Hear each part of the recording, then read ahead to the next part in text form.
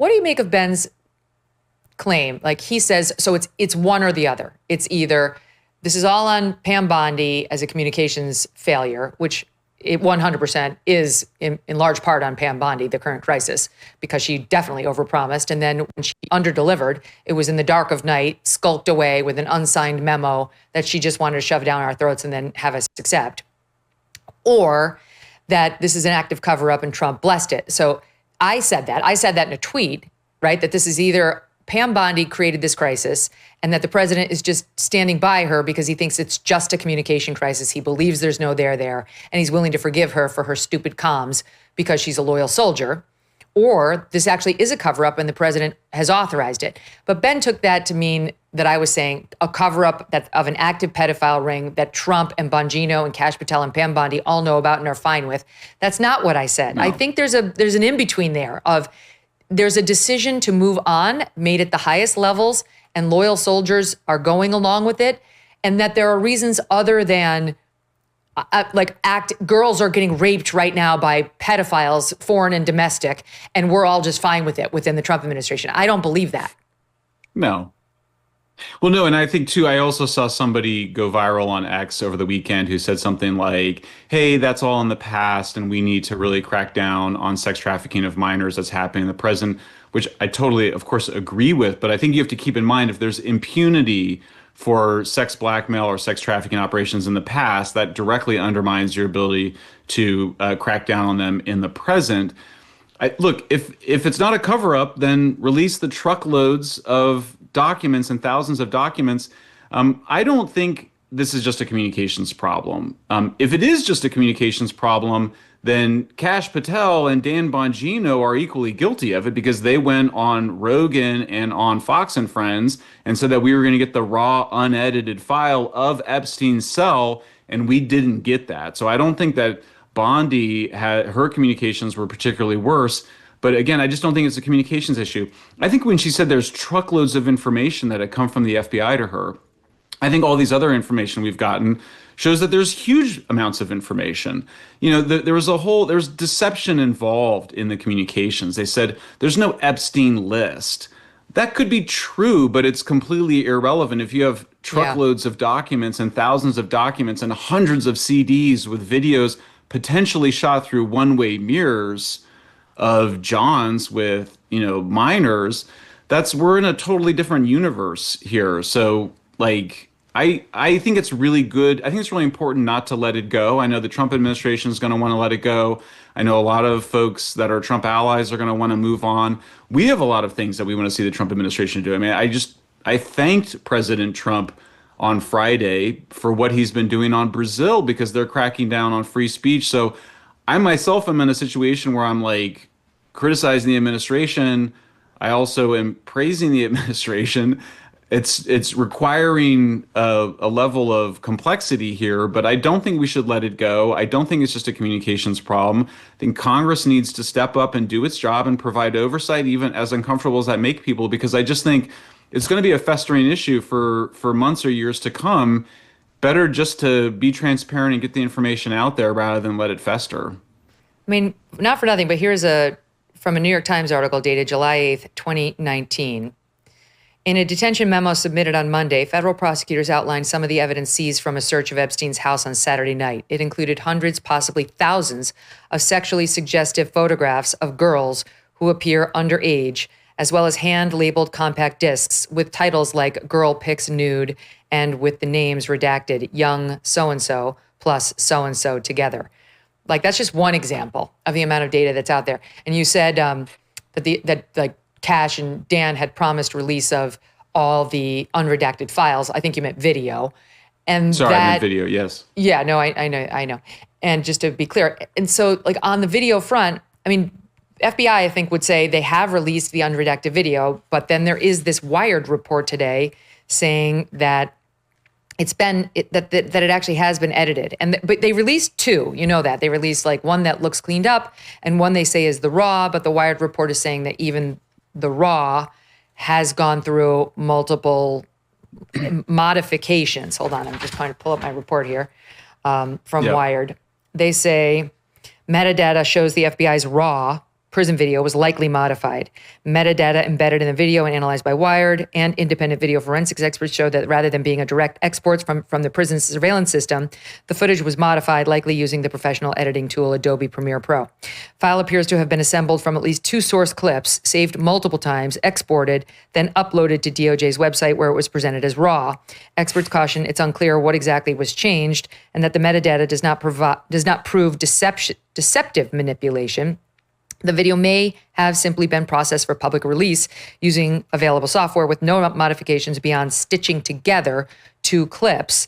But the absence of a clear explanation is a problem, they go on to say. If then they go to a professor at UC Berkeley whose research focuses on digital forensics and misinformation. And he says, if a lawyer brought me this file and asked if it was suitable for court, I'd say, no, go back to the source, do it right, do a direct export from the original system, no monkey business. He points to another anomaly. The video's aspect ratio shifts noticeably at several points. Why am I suddenly seeing a different aspect ratio, he asks. He says, while the metadata clearly shows the video was modified, the changes could be benign. For example, converting footage from a proprietary surveillance format to a standard MP4. The FBI did not respond to specific questions about the file's processing, instead referring Wired to the DOJ. The DOJ in turn referred inquiries back to the FBI and the Bureau of Prisons. The Bureau of Prisons did not respond. And round it goes. By the way, here's that Julie Brown clip from the Dan Le Batard show on why, the whole debate about the metadata is like talking about the Starbucks in Austin instead of the president getting shot in the head in Dallas when it was JFK. Here.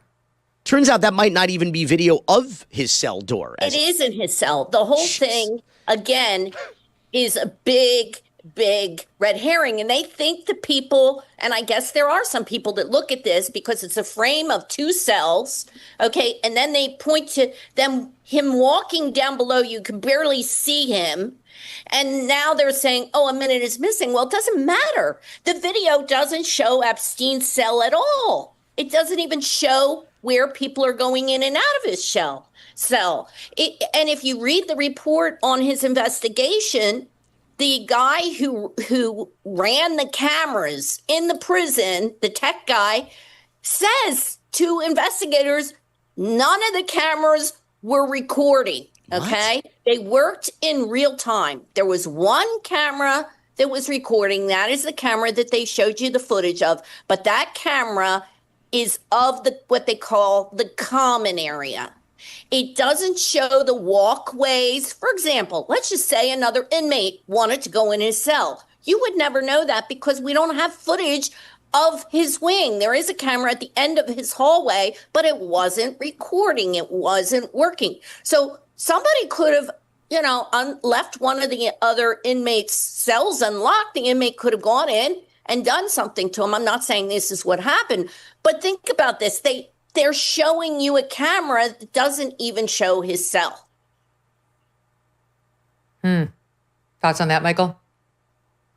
Yeah, I mean, look, they and that's again, they promised that they were going to share the raw video of the cell, and that's just not what we got. And when you watch the Patel on Rogan and Bongino on Fox and Friends, they were trying to just kind of go, look, no, it's just not true. We've got the video. It's going to absolutely prove this. So for this to see that it was doctored, the video, and again, you could say, well, we didn't do anything misleading. Well, then you need to release the raw video. But again, as she was saying, great point. I mean, it's not, even if they released the raw video, it wouldn't show anything because you're still missing the video of his cell. So it just feels like a deliberate misdirection on the part of the administration. And again, that's why I don't just think it's Bondi's fault. I mean, and not to mention the fact that the FBI is a department within DOJ, and that both FBI and DOJ signed off on that memo. So I know you're friendly with Bongino. I actually praised him last summer because he was absolutely right about the failures of the Secret Service. He predicted that spot on. I think he was right about a bunch of other stuff. But, he made a promise basically to be a truth teller, for MAGA. So for me, I just kind of go, you got to come clean. I'm not saying he needs to resign, but something needs to change here. I don't think just getting a phone call from Trump telling him to calm down should be enough for him. He's made a promise to his listeners, and I assume he wants to go back to Rumble and do his podcast after the administration. this is just unfinished business for him. And, Patel might be more of a character that, is just there to kind of do what the president wants. But I mean, with Bongino, he sort of had this kind of dual identity. And I think that makes this whole episode particularly problematic for him. My own suspicion, without knowing this firsthand, is that the only way Dan's going to stay is if something happens. Like she agrees to a presser, or she does an interview, or she does something. Because I just know, just having known him, that transparency really is his big issue. And even though I'm sure it took a lot for him to go on Fox and Friends and say, I think he killed himself. I know it's a reversal, but like, I think that's what I think. And somebody show me the evidence. You got evidence? I'll take a look at it, but we haven't seen it. I'm sure that took a lot for him, because there's a difference between being, in your seat and my seat, and then actually getting to the FBI and getting actual data or the lack of it and having to say, look, we have it or we don't. So I believe he wasn't lying on Fox and Friends about the murder-suicide thing, because I think it took a lot for him to say that. But I know he's pro-transparency on everything, and we're just not getting that at all. And I'm all over the board on this in a way, Michael, because I don't know what to believe other than ever since that memo and Trump's cabinet meeting the day after that memo, I'm more suspicious than ever. Like that did exactly the opposite for me than I think was intended. Yeah, I'll tell you something else that I think is really interesting, Megyn, is that, Trump is sort of famously gregarious, talks a lot. One of the criticisms, of course, is that he shares, information he shouldn't share. That's been one of the constant criticisms of him.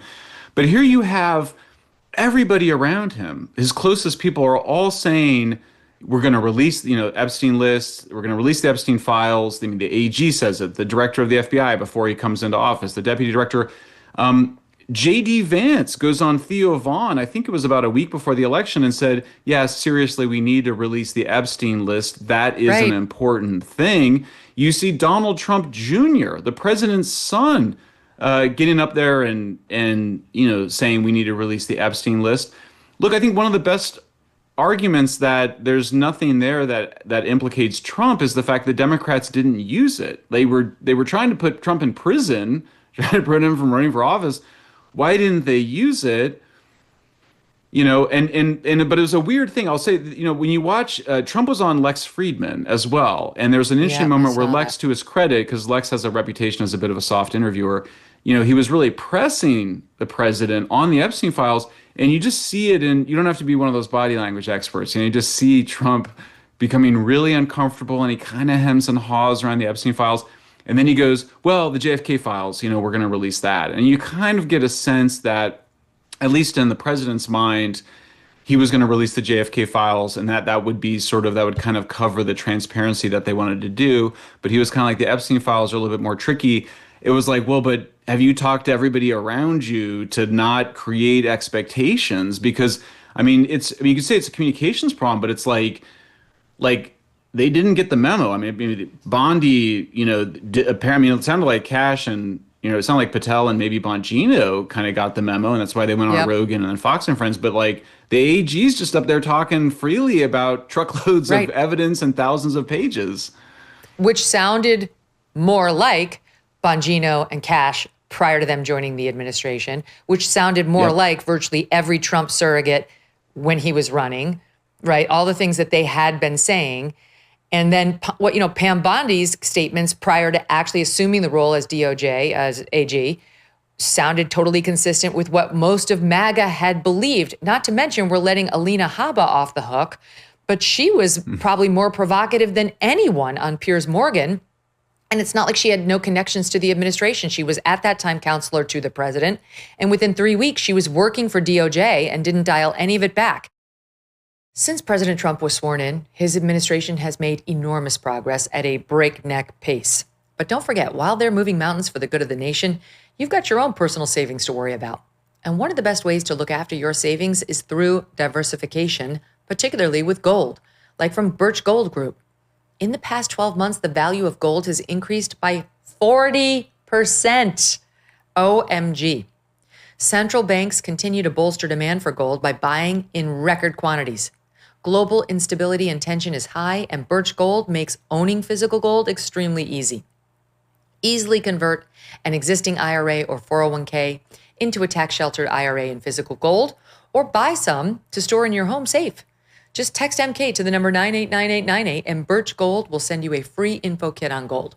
There's no obligation, just useful information. With an A+ rating from the Better Business Bureau and tens of thousands of happy customers, take control of your savings today. Text MK to the number 989898.